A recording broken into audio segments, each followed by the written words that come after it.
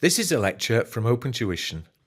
To benefit from the lecture, you should download the free lecture notes from opentuition.com. Leading on from the chapter on marketing, we now come to a chapter dealing with marketing tools. And we start with looking at marketing research. We said when we introduced marketing that it was a very humble activity. You had to find out what your customers wanted. And then we went on to say that you had to think about how to segment the market. And then we said after segmenting the market and deciding on your market targeting, you have to go for market positioning. What features do people want in the product? What do they think about the selling price and so on? And we can't operate in a state of ignorance. If we're going to be making sensible decisions, then essentially we have to try to gather some data on which to base those decisions. And this is the essence of market or marketing research here. Who are our customers? What do they want? What do they need? What do they appreciate? What do they respond to maybe in respect of advertising? How wealthy are they? What's their disposable income? Geographically, where are they in the country? What sort of magazines do they read or television programs do they watch, so we'll be able to reach them when we organise our advertising campaigns. There are three types of marketing research. Desk research, which in a way means what it says. You sit at your desk and you use information which has already been collected, perhaps for other purposes. Field research, where you go out into the big open world and you actually collect information. And then there are test markets, which we've hinted at already when we come to launch new products perhaps. So thinking about desk research, where can we get information from that's already been collected? And we can, if we manage to analyse it properly, get a huge amount of information for our accounting information. Just think about your sales account. So instead of just putting all sales into one account, maybe if you're a supermarket, you would split the sales and categorise some as fresh food, dried food, frozen food, and so on. So maybe have 3 or 4 sales accounts. And then instead of putting it all in there all during the year, you say, well, here are the January sales of fresh food, the February sales of fresh food, and so on. And maybe we begin to get some sort of seasonal pattern coming out, which is maybe useful to predict the future and what tastes are going to be in maybe 6 months' time. And that's almost for free, that internal accounting information. And then we have data warehousing and data mining. We've mentioned this already when we talked about big data. You have a supermarket loyalty card, and every time you come in and buy your groceries, it's swiped through and they're recording what you are buying. And again, you can get fantastic information from going through this information, doing your data analytics on the big data, seeing what categories, what segments there might be within your customers, seeing what products are maybe bought at the same time, and so on. And once the system is set up, once this kind of big data collection is set up, analysing the data and hopefully getting some useful nuggets of information out of it is relatively cheap. Governments typically do all sorts of censuses. They go round, certainly in the UK. Everyone every 10 years has to answer a huge kind of questionnaire from the government. It says, who lives in your house, what are their ages, etc. And the government needs this really for national planning. What schools is it going to need? What hospitals is it going to need? What roads perhaps is it going to need in the future? And also local governments. Local governments have got a lot of information about the housing stock and how many people live in certain areas and maybe what the wealth of people are in those areas. So if you were a supermarket thinking of setting up building a new supermarket, you need to know, roughly how many people live within maybe a radius of 5 kilometers of that supermarket. So you can maybe place the supermarket where there's a good catchment area of the type of people you'll be trying to attract to your type of establishment. And then we kind of market research consultancies. These consultancies collect data and hope to sell it on to companies for their marketing purposes. One consultancy I knew bought every newspaper and magazine published every week in the UK, and it simply measured the adverts, the size of the adverts in it, and would kind of log all of this information. So it was possible to work out from that, for example, roughly maybe how much Ford Motor Company was spending on paper-based advertising in the week or in the month. And if you were Renault or General Motors, you would be quite interested maybe in seeing how much Ford was spending in advertising. And maybe by analysing the types of newspaper and magazine they were advertising in, you would have an idea of the sort of segment of the market that perhaps Ford was trying to address. However, desk research won't answer every question, and the next type of research is field research, and typically this is done by a process of questionnaires. You ask people, stop them on the street, kind of at random, and you say, did you see any adverts on television last night? Which ones do you remember? Do you remember seeing anything about car companies? Which makes of cars do you remember? Which models of cars do you remember? And so on. And that would be a test marketing person trying to find out perhaps the effectiveness of a new advert that had been launched by Ford Motor Company. You could also test new products using field research. If you invent, let's say, a new yogurt, it's ridiculous to go into full-scale production and marketing without testing this out on maybe a number of families. You have to make sure when you're doing research that you get a representative sample of your likely markets. And even deciding when you're standing in the street is going to introduce some bias into the sample. If you're standing in the street at kind of 11 o'clock on a morning, you are not going to be stopping people who tend to be in full-time employment because they will be in their offices and factories and so on at 11 in the morning. And the whole business of statistical sampling is one where great care is needed. And then just before you launch a new product, you should do a test market. Again, there's a lot of expense in launching a new product. There's a lot of embarrassment if it doesn't go right. It's very difficult to rescue a product once it seems to be a failure. So what you do is you choose a small area of the country. Small so you don't have to spend too much money, so it's not too embarrassing. It should be representative of the whole customer population. It should be a stable population, so not a holiday town, not a university town where you're not quite sure who you're dealing with. And it should have suitable facilities, meaning that if you're going to sell these goods through a supermarket, then there has to be a supermarket in this town. If you're going to advertise the goods using local radio, then there has to be a local radio station in the town. You want a little micro picture, if you like, of the markets into which you're eventually going to be selling. And this allows you to really a final chance to finely tune the product, its price, its promotion, maybe the place where it's going to be bought and so on, so that you are eliminating as far as you can as much risk as possible from the final launch. Having said that, from time to time, even large companies do launch products which turn out not to be very successful.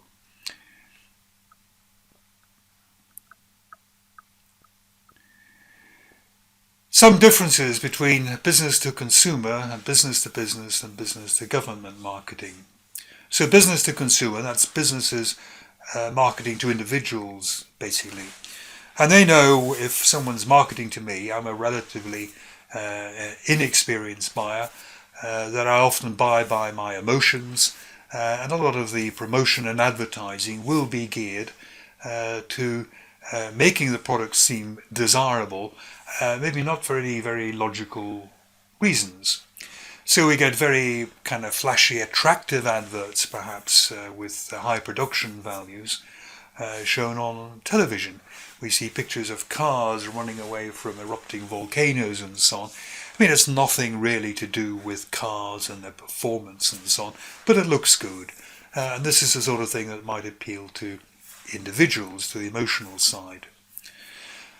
The products are often used obviously domestically, and by and large, if you're using something in your home, it doesn't have to be as strong or as sturdy as maybe those used in business. You're likely to take care of it. It maybe has to be slightly smaller if it's going into the home. The styling needs to be something which looks maybe domestic, fits in with domestic decoration and so on. And by and large, relatively small quantities are bought, often online from retail outlets.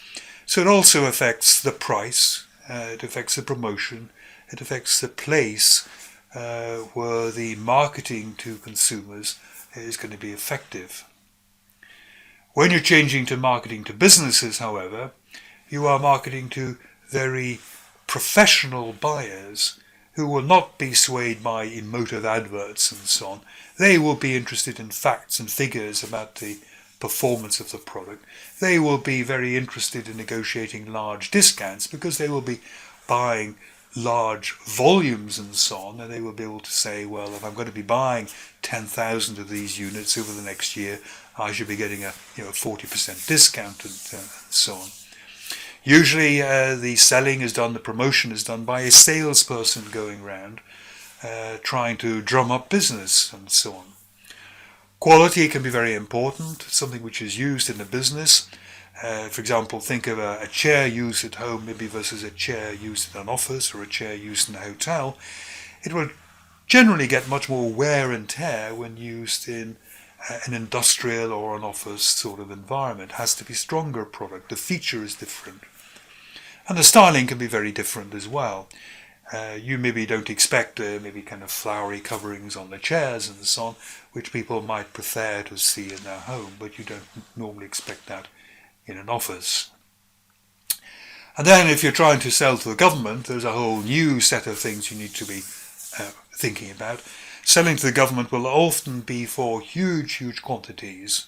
If you're selling to health services, educational services run by the state, the volumes are going to be huge, and the government ought to be interested in getting really very good discounts for these massive volumes there. Often the way in which the government maybe approves contracts can be a very slow process. There are often a very well-defined set of rules set out by government, as much as anything else to avoid accusations of corruption by officials who may be in the government trying to buy these products and so on.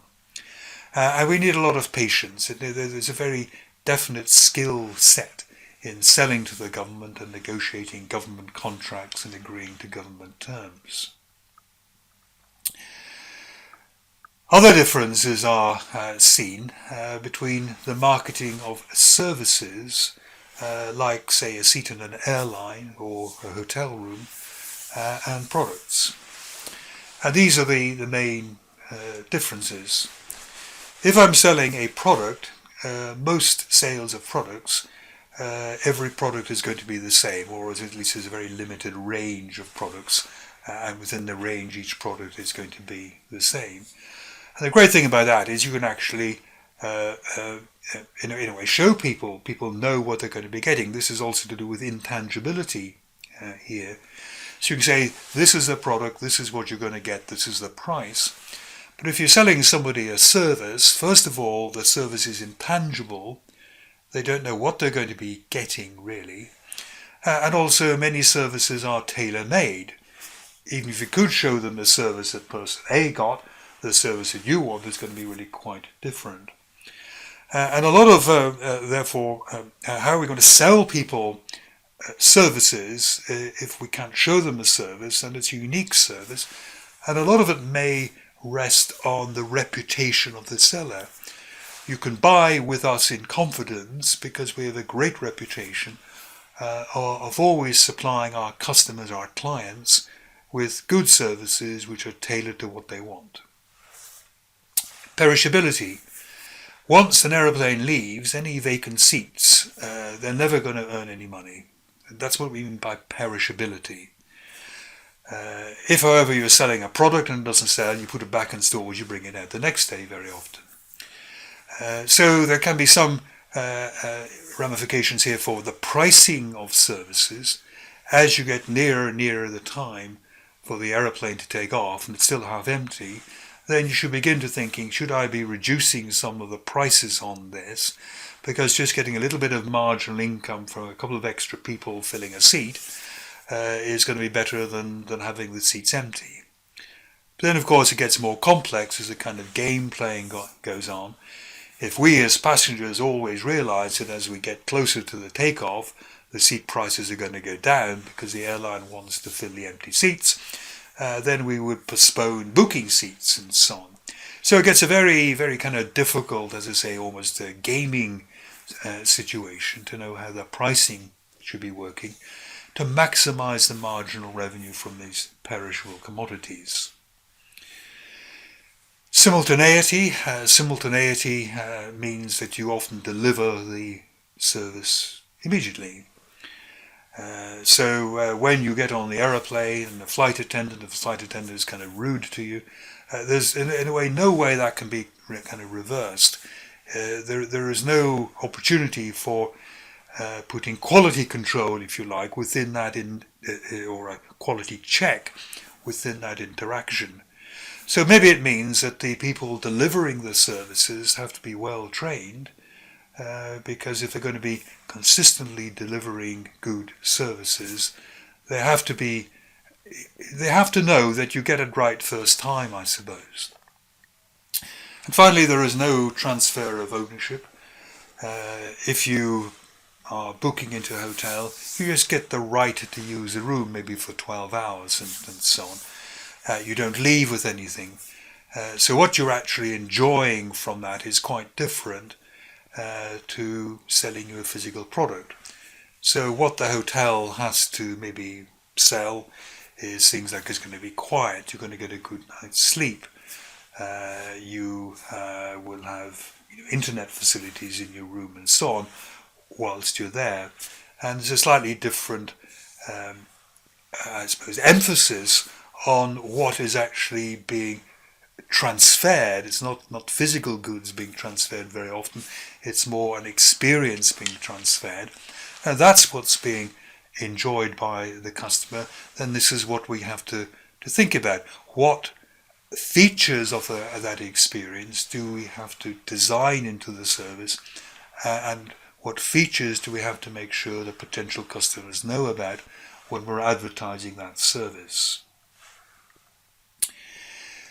Relationship marketing or customer relationship management, and I think we've mentioned this before, is a form of marketing which emphasizes customer satisfaction and retention of that customer. In other words, you want a long-term relationship with that customer rather than just simply living from transaction to transaction. And if we want to buy an ongoing, or to create an ongoing relationship with the customer, then maybe some of the 6 I's we came across when looking at e-business, gathering information about that customer, giving that customer a kind of individualized experience and so on, being able to recommend to that customer maybe what they would like and so on.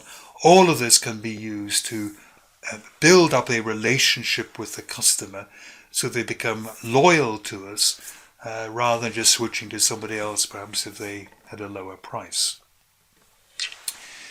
Experiential marketing, sometimes engagement marketing or event marketing or on-ground marketing or participation marketing, is a relatively new approach to marketing. It gets away from the conventional kind of advertising on posters or magazines or billboards and the like. It aims to create a rather surprising experience which really grabs people's attention and particularly makes it memorable, makes the company, its product or its service memorable. And we have 2 examples in the notes here. Stapos, which is online clothing in an airport. In an airport, when your luggage is coming, they usually have a great big kind of carousel going around and you wait there, and the suitcases slide down and are carried around and so on. What they did was basically they put kind of winning areas on this carousel that would go round. And if your suitcase kind of fell onto one of these winning areas, a bit like a large roulette wheel in many ways here, then you get prizes, and some of the prizes are really quite valuable. And this was not only memorable to the people who happened to be waiting on their luggage, but of course it got into the newspapers and the press, very free advertising and so on. It even got onto television, and it was a very effective way of creating a stir, creating a bit of a fuss about that trade name. And then the second example we have here, Coca-Cola here.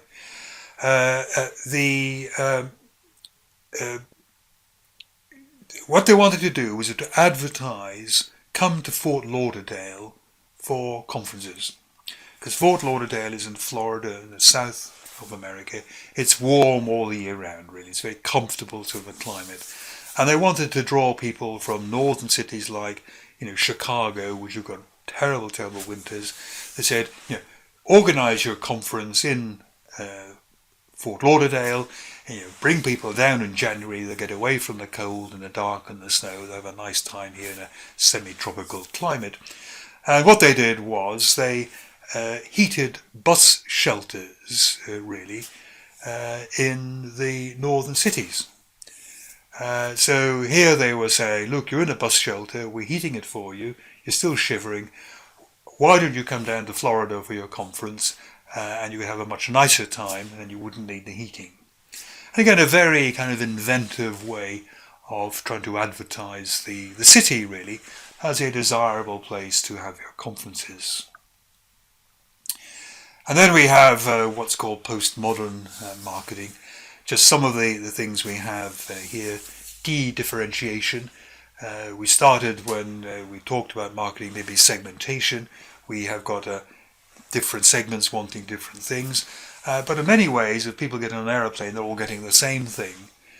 You have businessmen or business people traveling for work, and maybe they have to go in the economy section.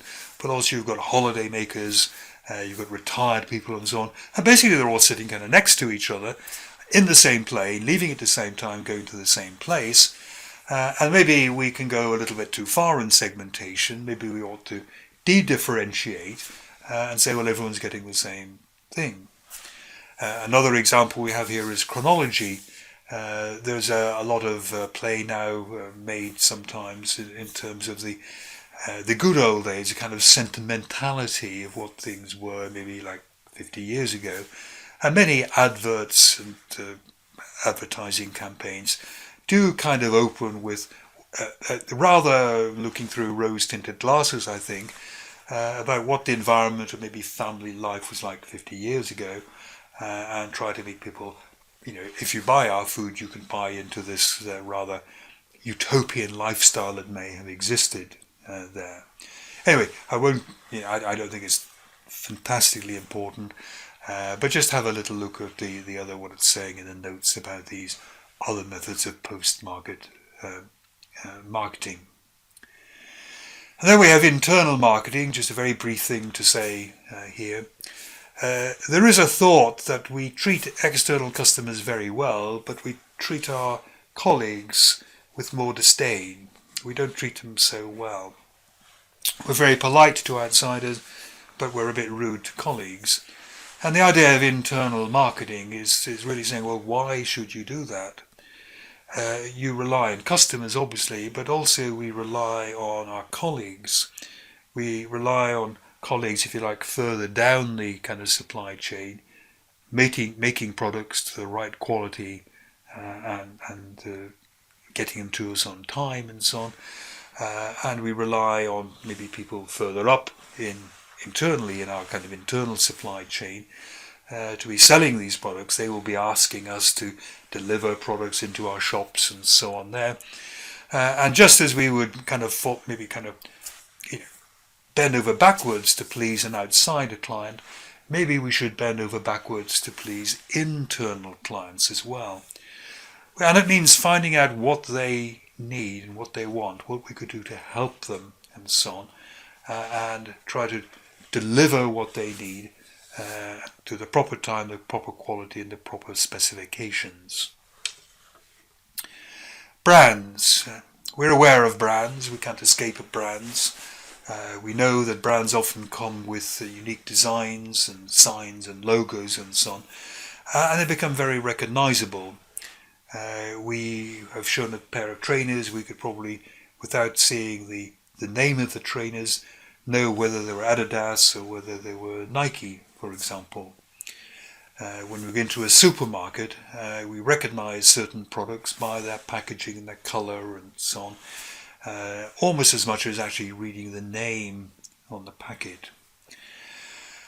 And what this does, for example, is enables companies to build up a loyalty for the brand. So when you go into a supermarket to just choose your washing powder or something, you don't really go through a conscious choice. You say, well, this washing powder has always done fine in the past. You just kind of automatically go and kind of grab it. Or same with confectionery. You recognize a particular chocolate bar as something you like, and you almost cut yourself off from any kind of decision-making process or any thought that you'd move from that brand to another brand. It can therefore differentiate itself from its competitors. It can help the brand holder to launch new products. They use the company name and so on there. It can help you decide, well, I'm going to buy, the proper product, if you like, rather than the supermarket own name brand than the like.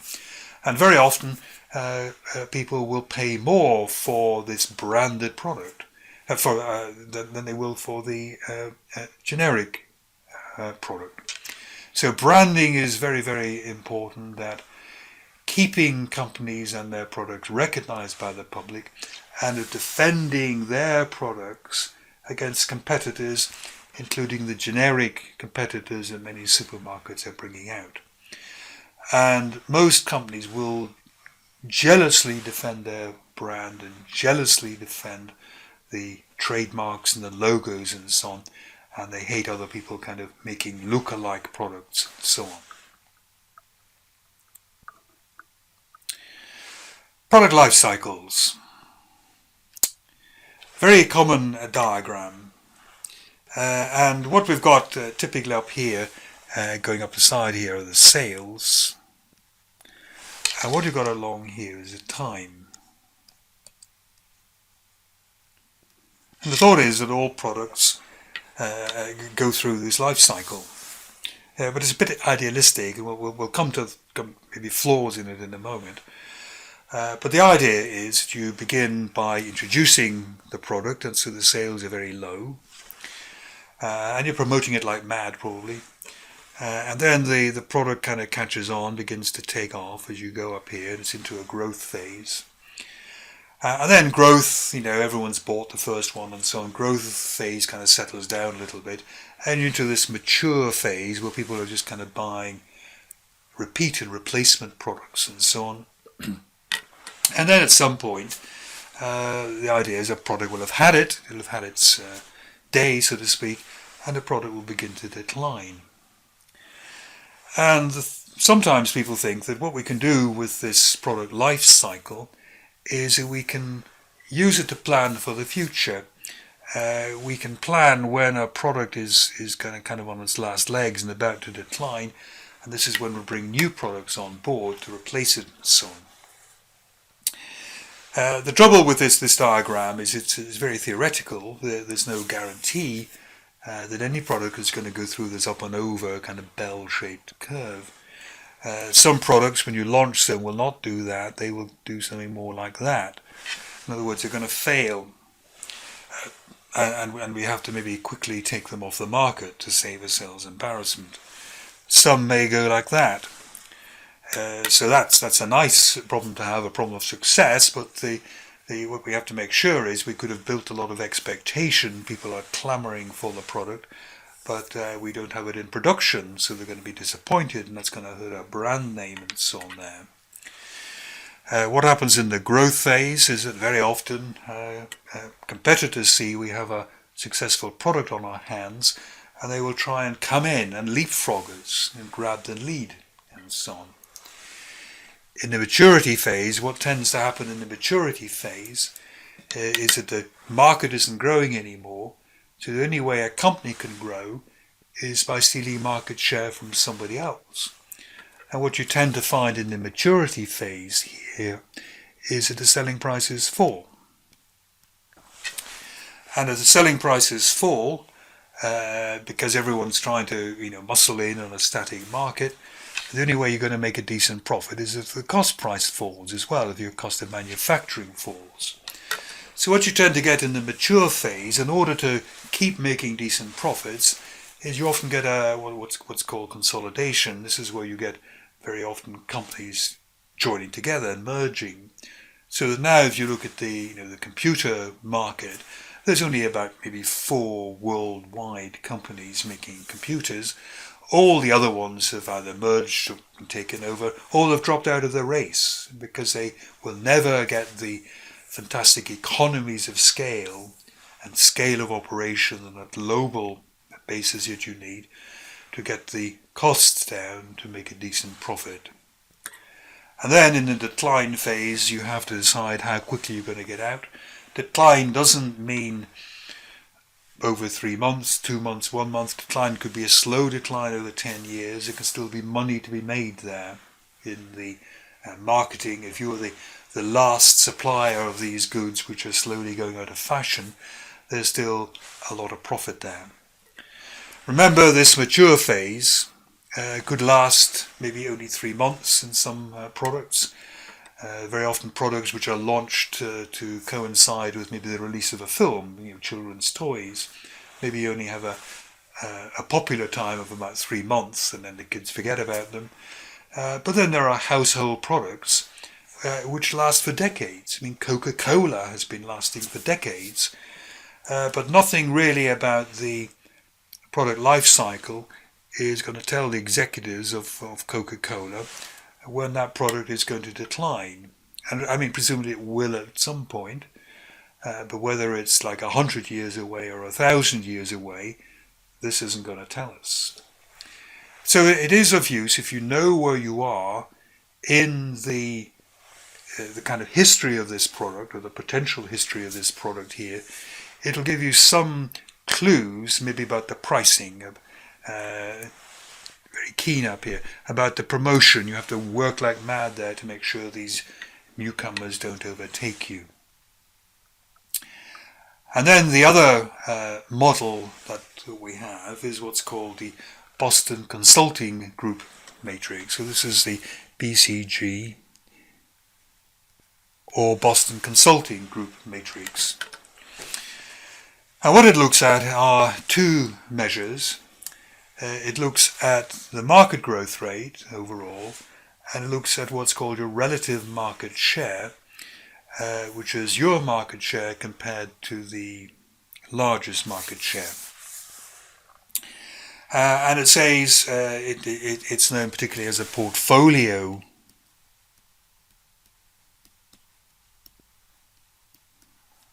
approach. We'll see why it's called that towards the end.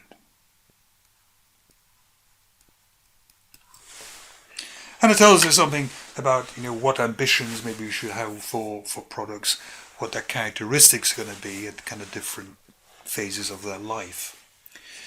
And I always start here with a question mark or problem child here. So here the market growth rate is high. The public is clamoring for this product. So therefore it's a very desirable product to be making. It's got a big future in it here. If you've got a high growth rate, it means you're just suddenly kind of rising up the product life cycle and so on. So we want to be in it. But we have a small market share. So maybe our relative market share is like 3%. Maybe the market leader has got 80%. Now what this means is that, or what these people say, is you can't stay there. There's no future for you having a 3% market share where the big boys have something like 40% each or 50% and so on. Because you say these big boys are so powerful they can just kind of snap their fingers They just do a bit more advertising. They just launch a new product because they can spend a lot on research and development, or they just lower their prices for 3 months, and you'll be snuffed out, really. So your life there is going to be short, and therefore your problem or the question you have to answer is, am I going to get out of this? So it's attractive to be in, but we're too small. Or am I going to try and join the big boys and maybe become the market leader? Now, if you're going to go up here, then this is cash negative. It's going to take a lot of money, a lot of promotion, for example, maybe a lot of R&D to keep making new products and launch slightly better ones and so on. Maybe you have to what's known as invest the margin. You win market share by reducing your selling price, which is going to cost money and so on. Let's say you become the star. Let's say you do clamber your way to the top and you do become the market leader. Now this is supposed to be about cash neutral, about cash zero. So we've got better than cash negative. We're selling in bigger volumes. We're making in a way more contribution, I suppose. But we are now the top of the tree. We are the person that other people, hoping to make it, want to steal market share from. And we have to defend our position here. We have to fight back. So we have to keep advertising. If one of these other problem children comes in and cuts the price or something, we maybe have to respond to make sure that we keep our market leadership position. So because of the high expenditure to maintain our kind of prime position, it's about cash negative, about cash zero. As we saw from the product life cycle, markets can't keep growing. They eventually become saturated with the product, and the market growth rate is going to fall down here. It's going to become small, maybe zero. And this is where you become a cash cow, or cash cow products are being sold. And as you might think from the words here, this is very cash positive. You've got the big volume still because you're still the market leader. We're now maybe 5 years into making the product, so we're very efficient at making the product. All our machinery has been fully depreciated and so on. We have a lot of experience in making it, so we're ever going to have the lowest costs we're ever going to have at this point here. But the great thing is, once you're down to this low growth rate, is that competitors perceive this as being a kind of old product, a kind of has-been product. And who's going to make a determined effort at stealing some of this market share from you when the next phase is probably going to be decline? See, the idea is they kind of leave you to yourself. They're not going to interfere very much with you. They will have their eyes fixed on the products with the high market growth rate, which are going to be tomorrow's products. So they leave you there kind of enjoying, the remaining life of this old product. And because you can cut down on advertising and promotion, and you don't have to keep kind of launching new versions of the product, you're going to be saving a lot of money. The dog, we don't go into the dog. We don't go from cash cow to dog. Dog has a low growth rate. You've got a rubbish market share anyway. You just want to get out of that one. Okay, close it down, sell it off to somebody who's interested in it and so on. But there's no point in you spending a lot of money trying to get a big market share in a product that seems to be going nowhere. It's called a portfolio approach because this works very well if you've got several products. An ideal kind of portfolio is if you have some question marks that are going to be using up cash. And where's the cash going to be coming from? It's going to be coming from your cash cows. So we have a nice kind of balanced portfolio there. If all you had, if you're a very young company and all you had were question marks, problem children, it raises the problem of how you're going to fund these, how you're going to get them from their low market share up to their high market share. If you only have cash cows, then the living is good now, lots of profit now. But what's going to be like in 3, 4, 5 years when these products have really hit the decline phase and you've nothing kind of coming through behind them, if you like, to replace them. Anyway, ideally what you want, if we just go back a minute to the product life cycle, if that was product 1, we know it's going to go down at some point. We'd like product 2 to be kind of coming out like this and so on, and then kind of product 3 to be coming out like that and so on. So we get a nice kind of succession of products coming through, but it's very difficult to organize that. As I say, we don't know when decline is going to take place. And sometimes, of course, the development of new products, it's problems. It's delayed. The thing doesn't work or it doesn't get regulatory approval and so on. But the ideal situation would be have these generations of products, so that more or less your revenue kind of stays, maybe gently rising and so on. You don't got big dips and falls within it. But that's BCG, the Boston Consulting Group Matrix.